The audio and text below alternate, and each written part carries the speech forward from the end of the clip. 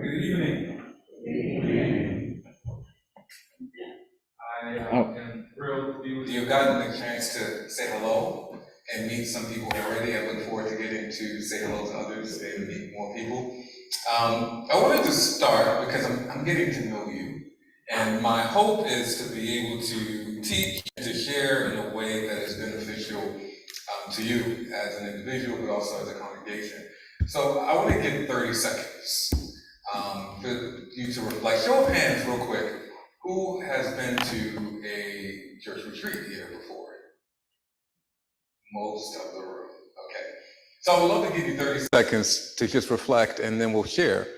What are you hoping for from this weekend? No pressure on me. I'm just going to listen to you. I might not meet that expectation. I'm not making a guarantee. I just want to listen. So just 30 seconds to just reflect and think, what are you hoping to get individually or collectively out of this weekend? And then I'll give an opportunity for us to share. So I know you as, should I speak now? I was going to give people time, but if you're ready, because I didn't prepare anybody, so I was going to give them, I'll give them 15 seconds. How about that?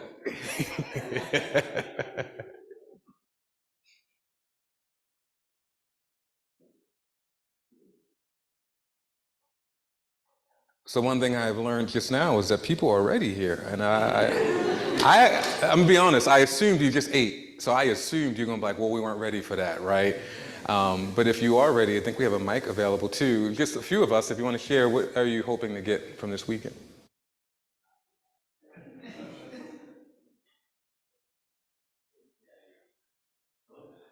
So I would just want to say, I know you as Bill,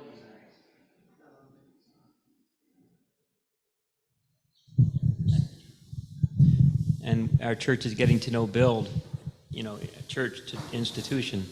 And I want to know what centers you. Where do you get your strength to be a part of that organization that I think might make somebody burn out occasionally? That's what I want to know. Okay, that's good. Thank you. Other thoughts? I think we have a hand over here.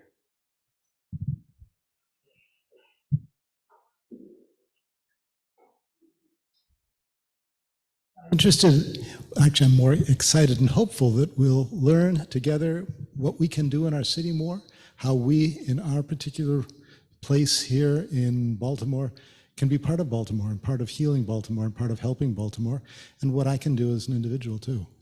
So not to put too much on you,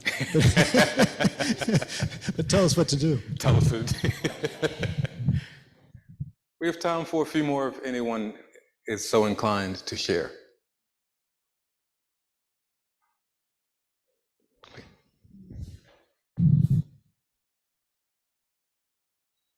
Lots of us work down at Hopkins, and I work down at 10,000 Villages in Fells Point. But we live further away outside the city. And how can we be the peacemakers, the level ground, the fair housing advocates in this community, in this city? Thank you. I don't know if anybody, so you might not believe this, but at heart, I'm an introvert.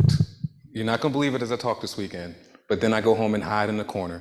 So I'm gonna say this for the introverts here. We have space for one or two more, because I'm usually the introvert waiting to get to the end. One or two more, in case you're like, oh, now it's time for me to say something, if anybody wants to share before we get started.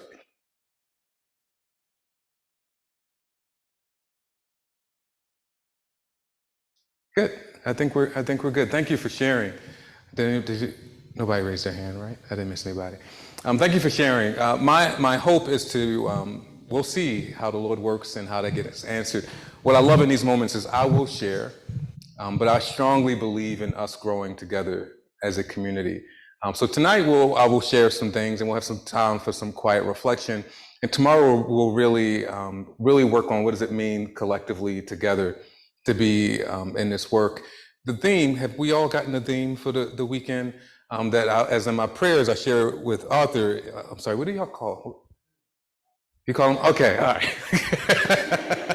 I'm like, did I mess up and not now it's pronounced the same way? But was an oasis, which is a fertile spot in a dry land or a desert. And the reason why is when we want to see some things, we're like, God, I want you to get to the place where Baltimore has everything fixed. Anybody would like to see that? I mean, yeah. And my journey, what has solidified me is understanding the power of an oasis, which is an oasis somehow in the midst of dryness and barren land. An oasis has the power to bring something that is life-giving and fertile in the midst of a barren land. And I realized that an oasis is way more powerful than God saying, I'm gonna make everything nice and lush because everything's gonna work in its favor. But what if at time God says, I'm gonna do my work and display my strength, my power, my love, my justice by creating something in the midst of a place that people don't expect it to be. Tonight, I wanna talk about it particularly personally for you before we get to the larger picture. We'll talk about the larger picture of what does it mean for your congregation to be an oasis in Baltimore. But tonight, I want to talk about it a bit more personally. I didn't get your name. Can you remember maybe your name? Jean. Jean, you said it so well of working at Hopkins or other places closer to the inner city, but then living far away. And these questions of how do we have a work and be neighborly? I love seeing on the board here where you all live, but also seeing in big, bold, colorful letters, love your neighbor as yourself. And that's actually the scriptures I'm going to be teaching from tonight. So I want to read the verses tonight, and then we'll spend some time in those verses. I'm going to be reading from Luke chapter 10, verses 25 to 37. And I will read those for us. And maybe you've heard this before, the parable of the Good Samaritan. And how I like to say, if you haven't heard it before, I have the honor of being one of the first people to share this parable with you. It says, on one occasion, an expert of the law stood up to test Jesus. Teacher, he asked, what must I do to inherit eternal life? What is written in the law? Jesus replied, and how do you read it? And the man answered, love the Lord your God with all your heart, with all your soul, with all your strength, and with all your mind, and love your neighbor as yourself. Jesus replied, you have answered correctly. Do this and you will live. But he wanted to justify himself. So he asked Jesus, and who is my neighbor? In reply, Jesus said, a man was going down from Jerusalem to Jericho when he was attacked by robbers. They stripped him of his clothes, beat him, and went away, leaving him half dead. A priest happened to be going down the same road, and when he saw the man, he passed by on the other side. So too, a Levite, when he came to the place and saw him, passed by on the other side. But a Samaritan, as he traveled, came to where the man was, and when he saw him, he took pity on him. He went to him, he bandaged his wounds, pouring oil and wine. Then he put the man on his own donkey, brought him to an inn, and took care of him. The next day he took 2 denarii and gave them to the innkeeper, and said, look after him, and when I return, I will reimburse you for any extra expense you may have. Jesus says, which of these 3 do you think was a neighbor to the man who fell into the hands of robbers? The expert of the law replied, the one who had mercy on me. Jesus told him, go and do likewise. Who is our neighbor? When I'm at work in the inner city, who's my neighbor?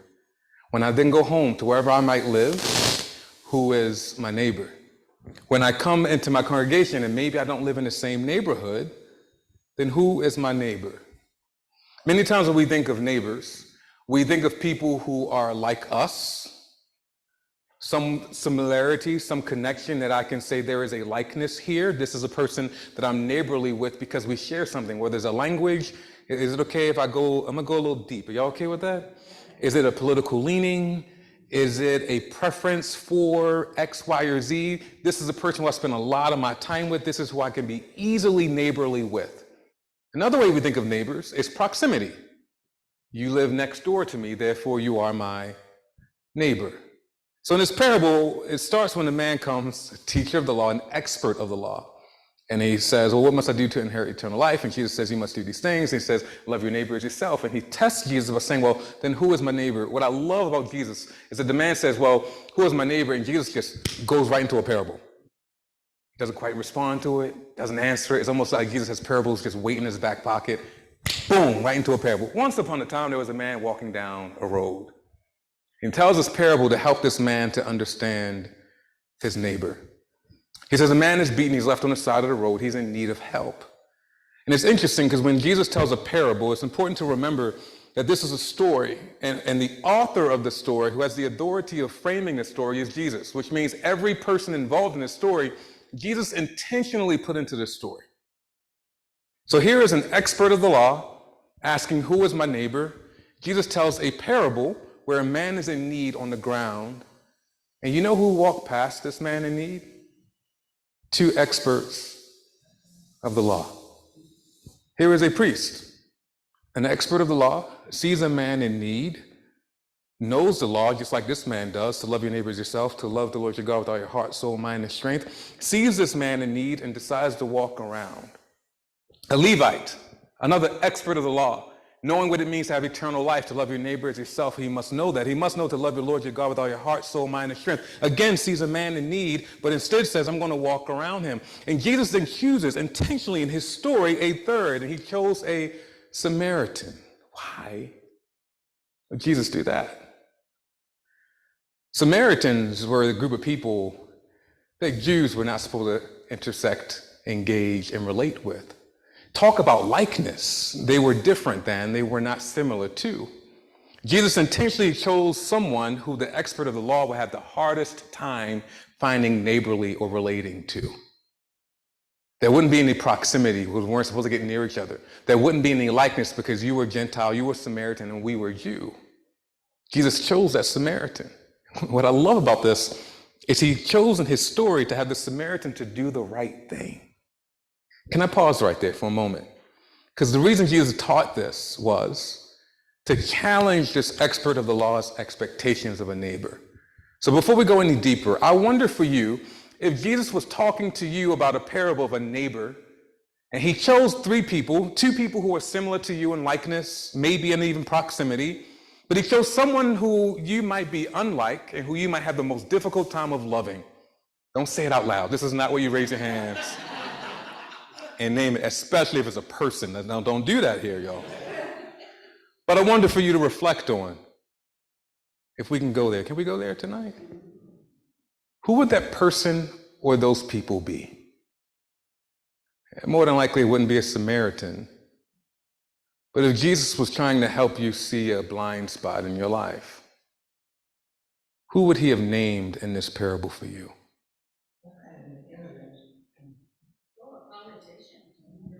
Y'all didn't have to yell it out. You can if you want to. I'm just saying you don't have to say it out loud, but you can. Somebody said a politician. Jesus put that politician there, right? So I want you to just be mindful that in this parable, Jesus is teaching, he's confronting this teacher of the law, with giving him a confrontation himself. In this man's most difficult moment, who would be an oasis in that moment? Who would look at a hard, barren, difficult circumstance and say, I will go there and bring life? He chooses someone that maybe in our own hearts, we would say, there's no way Jesus will work through that person, that politician, no way. But it is a Samaritan. Remember, typically when we think of neighbors, we think of somebody who is alike us and somebody who is in proximity to us. So what the Samaritan does, who is different than this Jewish man who's on the ground, is he first gets in proximity. He gets close to it. It says he goes to him. He wraps his wounds with bandages. He places his hands on him. They are now all of a sudden close. He then puts him on his own donkey, and it takes him to an inn and uses his own money, and basically saying, this man's expenses are now my own. So he has now gotten close in proximity. He's now taken on likeness. This man's situation has now become his own. So in this parable that maybe you've heard before, at the end of the parable, there's something that happens that is so amazing. Jesus says to this man, so which one of these men was neighborly to the other? So I'm going to say how you might have answered this, okay? The parable has three characters who had opportunity to be neighborly. We're on the same page with that, right? Three people. One was a priest. Anybody want to say the second one was Levite? The third was a Samaritan. Let's just do that again. The first was a, second was a, the third was a, good. Jesus says, which one of them was neighborly? How would you answer? That's what you would answer. There's three characters. If you ask me which one was neighborly, I'm going to name that one. I want you to show how embedded possibly this hatred was in this man's heart. He couldn't even say the Samaritan. He couldn't even name it. It hadn't softened his heart, this parable in this moment. He just simply said, the one who showed mercy. And Jesus says, go and do likewise. Can you imagine that? The one that you can't even name, Jesus says, go and be like that person. What? I just love that Jesus messes us up like that. Especially when we feel like we got it all put together and figured out. I want you to go back to that person that you didn't shout out, or a politician that you did, whichever one. He said politician too? He said immigrant. Hold on to those, okay?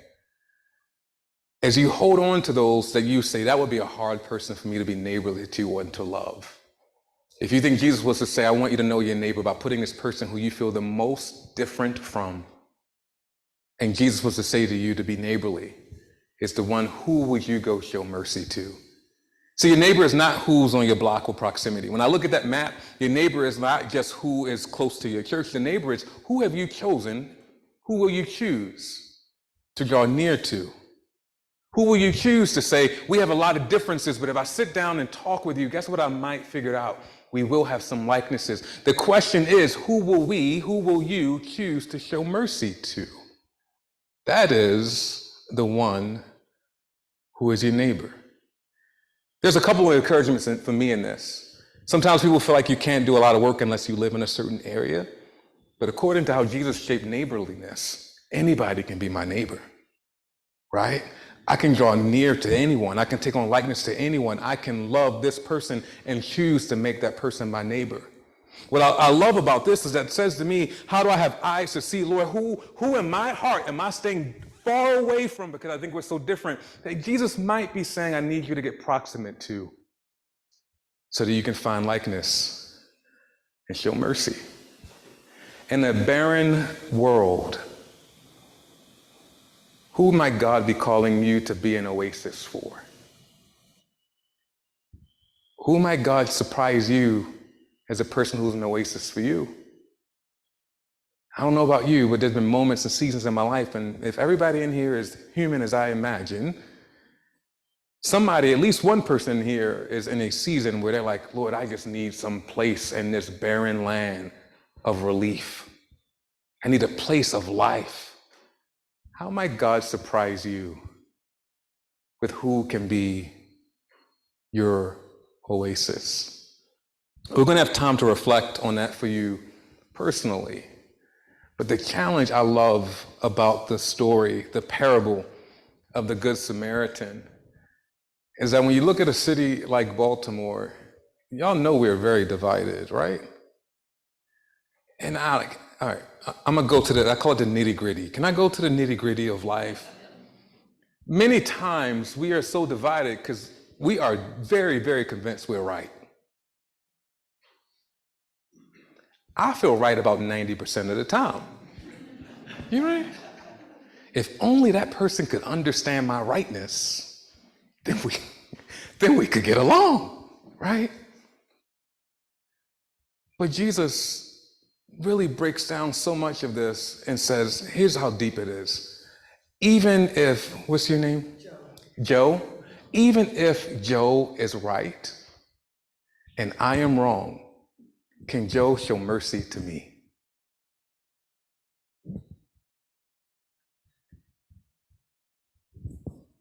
What if not only do we extend mercy to others, what if we're also the ones that need to receive mercy ourselves? It's some hard stuff. But the unity that we say that we want, the change that we say that we want in this world is who will go draw near toward, be approximate to, find likeness with those who are hurting and yet who are different than us. I'll end with this story. I remember we started a church in Southwest Baltimore. One of my neighbors is here. And I was deeply convinced that wherever we would serve, my family needed to move to. That's not, I don't project it on everybody, but I knew for me, that was something I wanted to do. So it took us 3 years to find a place in the neighborhood or in the home that we're in now. And I'll never forget, I finally got the place. And I'm driving my mom through the neighborhood. And we hadn't moved in yet. It had a lot of work that needed to be done. We're driving past the house like, Mom, that's the house I'm moving into with your grandkids. And somebody was right on the side of the house using drugs. And she was like, huh? I was like, well, that's the house I'm moving into. You understand what I'm talking about, Dwayne? With your grandkids. And I looked at that person. This is a true story. And my mom knows we didn't grow up in the easiest neighborhoods. And I said, Mom, I want to make that person my neighbor.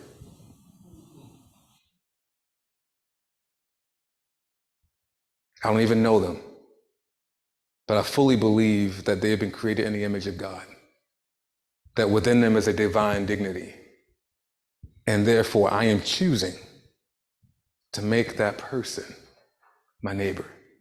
Now, what could I have done? I could have seen this moment and be like, I ain't moving down here.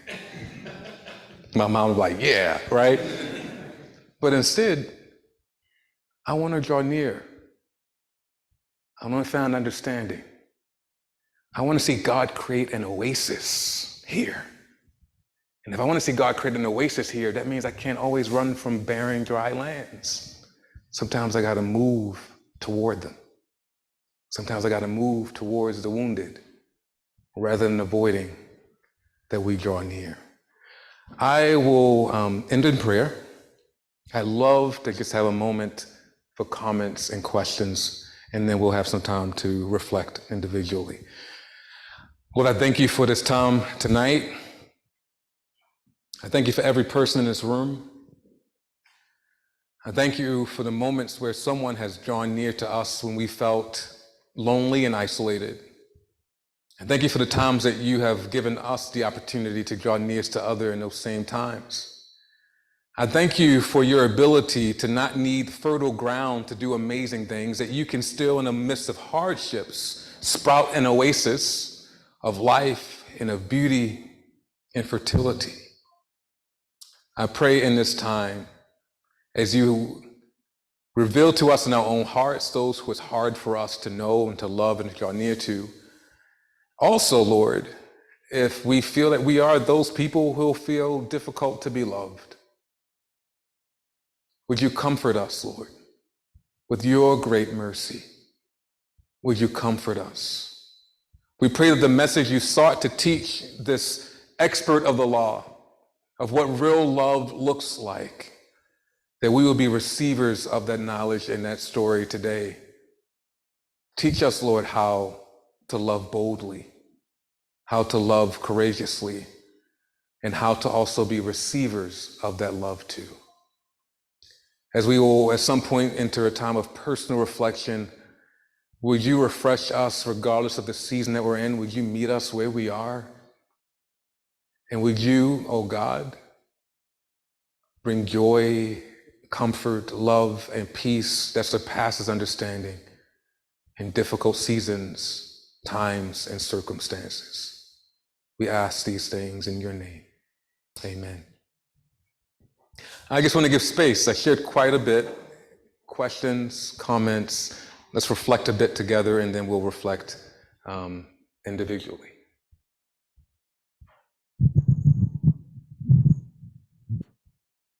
We do have a microphone too.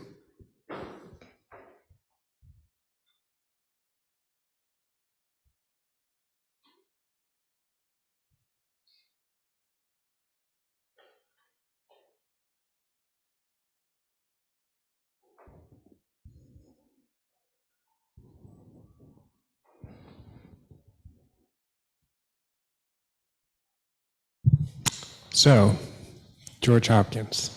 Hey, Ryan. About 15 years ago, We've known heard- each other for years.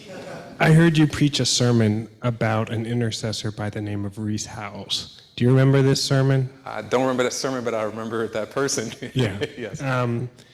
And you talked, and I know you preached about it because I turned it into a Bible study a long time ago. But you talked about the consequences of being afraid and the protection. And people, and I think Reese Howells talked about being afraid of consequences as a driver from keeping you from taking drastic action and engaging neighbors and engaging community. And I think about how much do we fear those consequences to us personally, to our communities, to our neighborhoods, and how much does that drive or affect how we can possibly engage? It's just something I've been thinking about this week through some of conversations I've been having on behalf of my kids. And I just wonder if you can talk about what, is that a barrier? Is it consequence? Is it trepidation? What do we need to be most aware of, I guess would be the best way to put it. Oh, Ryan, you would ask a deep question like that.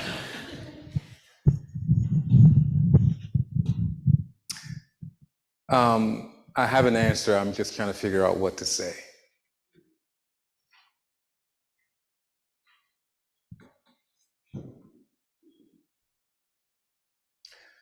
I think there's two costs to count. The cost of what will happen to me if I draw too close, and the cost what will happen if I don't. That second one I don't think we consider enough. If that person's alive on the side of the road and I go near them, I might not be able to do anything. Something might happen to me. The other side is if I don't go, is that person guaranteed to die? Let's use less dramatic of a situation. If there is something happening in the city, and I don't know if I go to that, if I help this person, what will happen to me? But then the question is, but what if I don't go? What's the cost?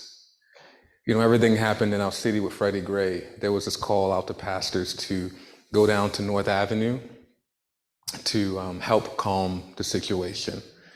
And this is why I think it's important to go. Jesus came and shared in our affliction and was able to share in our affliction so that then we could also share in his life. What I'm convinced of is my faith says to me, it's almost, I don't know if you ever think about this. It's like if I'm washing dishes, do the dishes make my soap dirty or do the soap make my dishes clean? Right?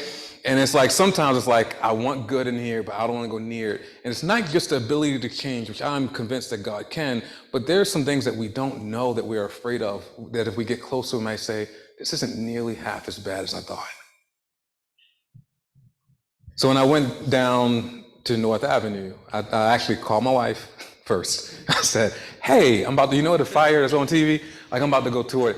She's not surprised. This is what I do. This is going to sound very weird, but I will go to crime scenes and pray.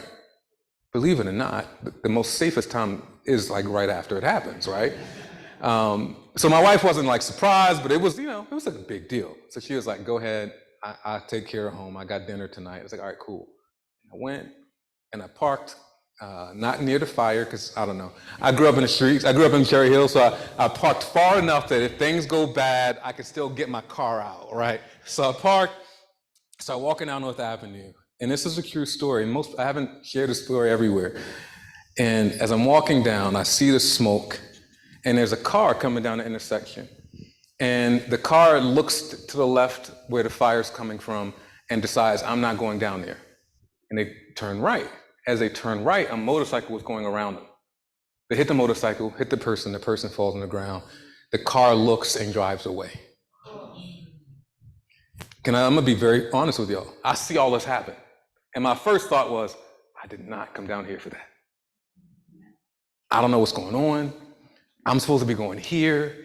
And I literally just got out the car and this happens right in front of me. But I'm convicted. Good Samaritan is in my life, right? So now I'm going and I go over and me and some other people in the middle of North Avenue, if you've ever been there, it's this wide 4 or 5 lane road and we're helping this person who is in pain. And this woman drives her car, stops her car and says, put him in my car.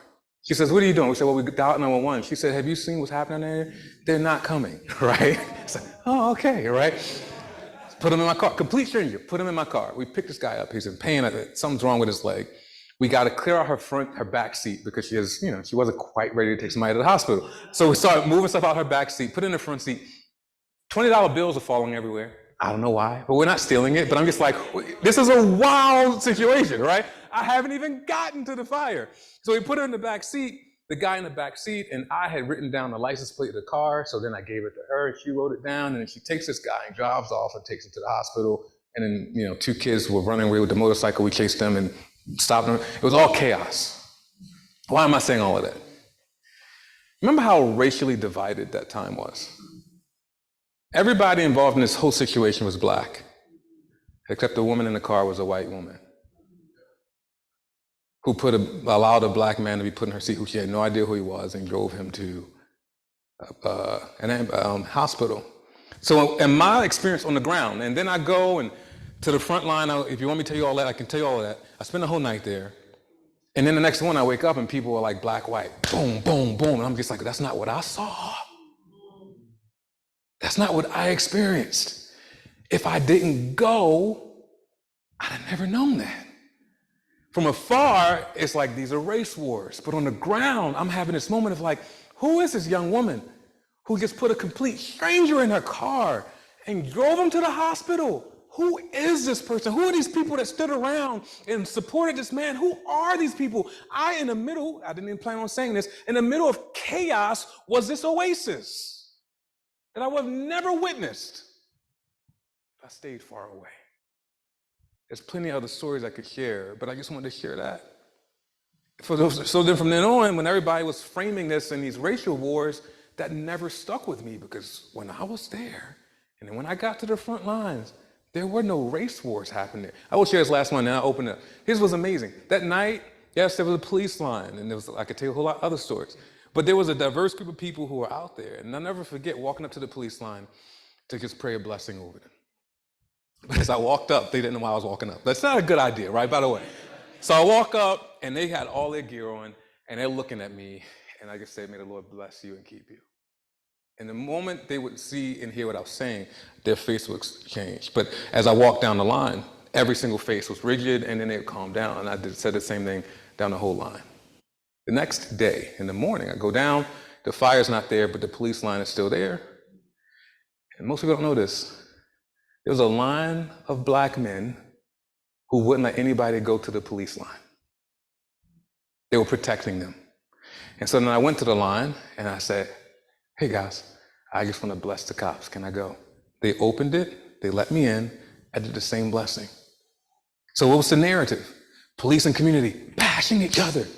There was men literally across the whole line, 2 feet in front of the police and basically saying, you're not getting to them unless you get through us. How many people know that? Unless you were there. I tell you, it was beautiful to see an oasis in the midst of chaos that gives you hope, right? When you see that, you're like, ah. But then when you're not there, you get to be told the narrative by somebody else. And typically it's a lot more scary from afar than it is when we are up close. Other thoughts, questions? My response will not always be that long, by the way.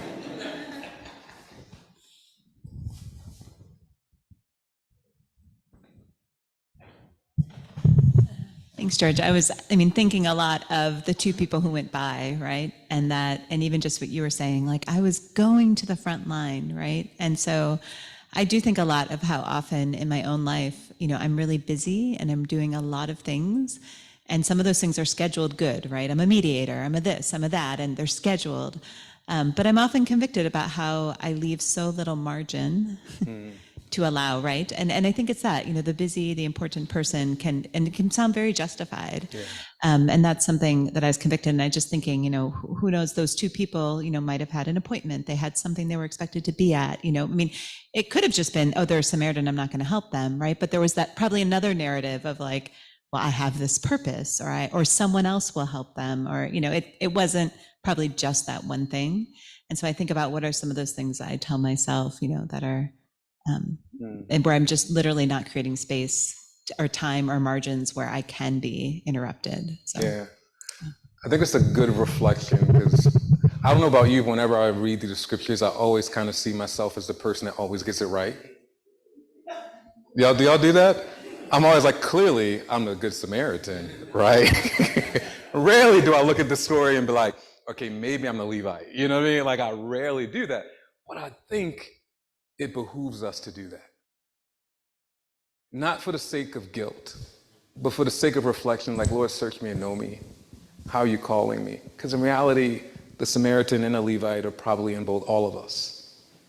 So as I reflect on my business and the reasons I give myself excuses, help me to see where you're calling me to grow. This is be encouragement for us for this weekend. Where are you calling me to grow?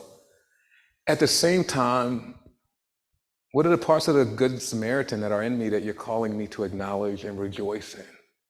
I would say, let this be a weekend not of either or, but of both and. There's probably places in your lives, and if you guys, which I think I know of you, are really caring about God's work and justice, more often than not, we don't appreciate what God has already done in us. We're always striving for what we haven't done yet. I am learning to celebrate. We literally are starting to do this in Build. We will get a small win and we'll have to pause and say, you know what we should do? We should just celebrate and thank God for this. We got 8 more steps to take. Let's thank God for the one. So I actually I'm so grateful for your comment. Let's do the both and this weekend. Where is God calling you to grow? But also reflect on how you've already grown. I promise you that everybody in this room is not where they were in 2019. Yeah, there we go, right? Have you paused to just rejoice in that? Because many times when we have the courage to grow in that discomfort, it's by seeing God's goodness and faithfulness and where we've come from already.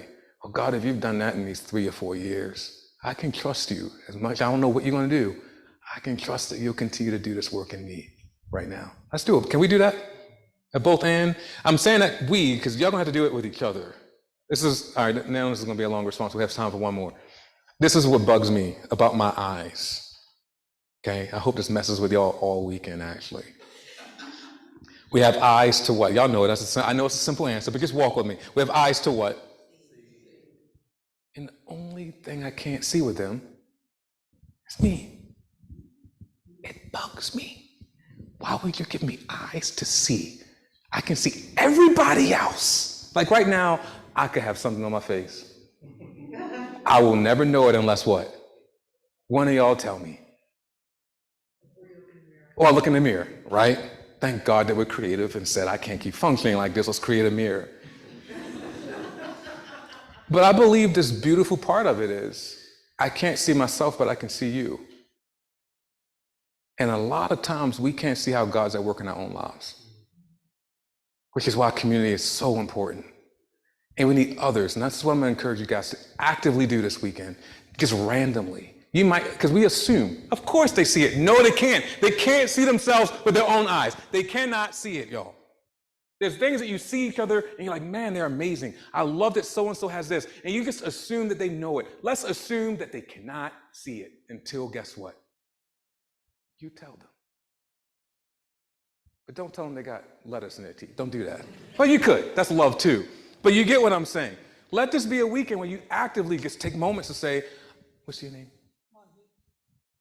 Margie? Margie. Margie.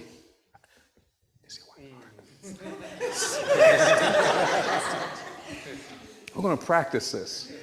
Can we practice this? Unless anybody have any other questions or comments? Okay, let's practice this. Can we make Margie feel uncomfortably loved? Can we? Let's practice. Mark, are you okay if I do this? I should have asked you that first. I want you to really actively work on this. I genuinely believe it's the benefit of the community, is that there's things that we can't see God doing in our lives unless we have community that can point it out to us. Can we get a few people? And I'm actually going to encourage you to be so inclined to actually speak this now. To just tell Margie how you see God working in her life.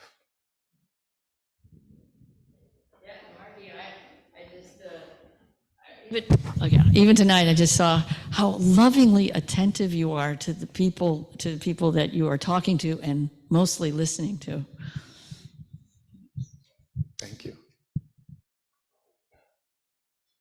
Margie is championing, thank you, hospitality here, and it is beautiful. It's just a wonderful gift to this community, and thank you, Margie.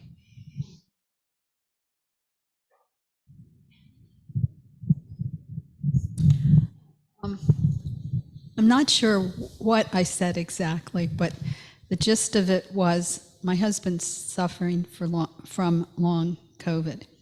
And you came up to me at the end of a service and said, I have some things that I think might help him.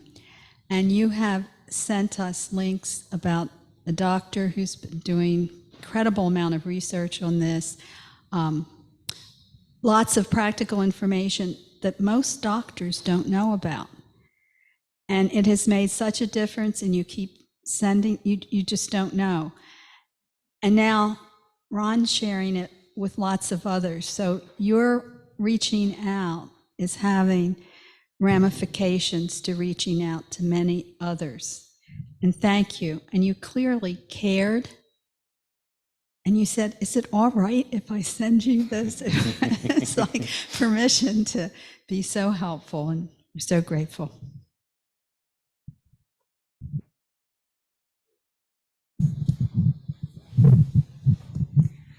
Margie, I have really appreciated, among other things, your thoughtfulness and sensitivity to our theology and worship. I think that's a really valuable gift you bring to our congregation.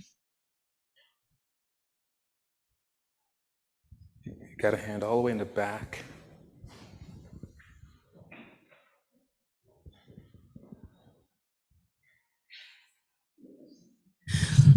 Margie, I appreciate that you find beauty in the mundane.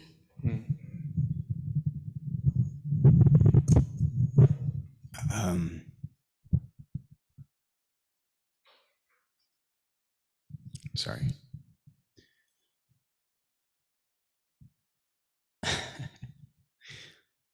You made me feel welcome in a place I was.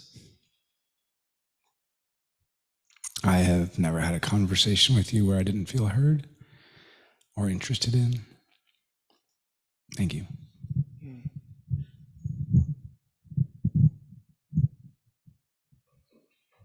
I think we have time for one or two more if there's any introverts that were waiting. No pressure, but time for one or two more.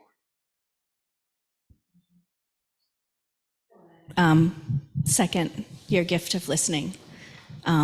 That our very first long conversation that we had, I was able to open up about a lot of stuff going on in my life, and I would not do that on the first time with most people. So that is a gift that you have.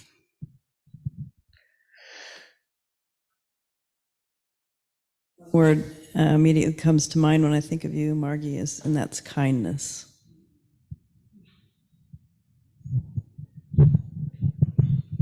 So y'all gonna make a grown man cry. One. Okay. Margie, I'm gonna allow you at your own pace to process how that feels, right? But I just want to, as a congregation, to encourage you that I believe God has called us to community for this very reason. This weekend, let's not make any assumption that somebody knows what God is doing. Let's trust that God has given this community the responsibility this weekend to name it when we see it and to love one another well. I'm gonna just end right there. I don't know if you want the personal reflection to be done at home, if you want it to be done here. Let me just, seeing your love for one another is moving. thank you for welcoming me into your space for this weekend, and I look forward to getting to know you.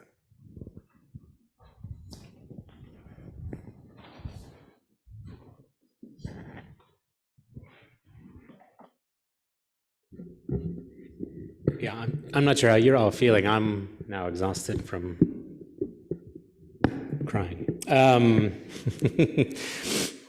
So we did have a couple kind of reflection questions. So I think what I would maybe suggest is I'll give you those, I'll say those questions, and then if you want to take them home and think about them, or if you want to just go in the other room or sit somewhere else. But my one encouragement would be not to quickly start talking with someone else about it. So just take a little bit of time, and maybe we could say, visit in the other room if you I think it's fine to totally see each other and say things. But maybe in this space can be more a space for reflection, however you like it. But feel free to then kind of go whenever you're ready. So we won't kind of come back and end. So I guess that being said, I'll just say then the reminder that we'll start at 9:30 in the morning, and we'll be down in the basement because Music Together will be up in the fellowship hall. So you'll need to go in through the kitchen side door, the alley. We'll have signs and we'll be around and stuff. So 9:30 there, and there'll be refreshments, and then we'll do a couple songs.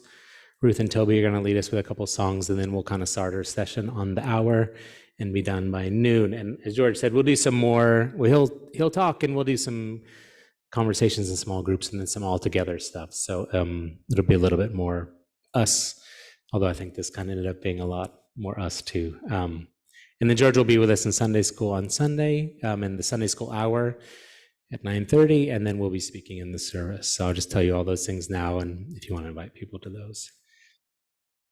So I don't know if you have a way to write these down or just remember them. Just two questions. One would be, when was a time when someone was an oasis for you? Maybe think of a story, think of a specific person, reflecting back on this story. But when was a time someone was an oasis for you? And then the second, are you in need of an oasis today, or know of someone who is? And maybe try to, what about it? Tease out what's feeling that way, or what's the situation, kind of to name it a little bit. So those are the two questions that I'll give to you for now. Encourage you to spend a little bit of time thinking about those here and or at home. And then we won't come back together, but I think we'll all kind of mill about on our way out. If anybody wants help take things downstairs at 8:30 when we're done, that would be super helpful. So you can help us take those things down too with the elders. Thank you.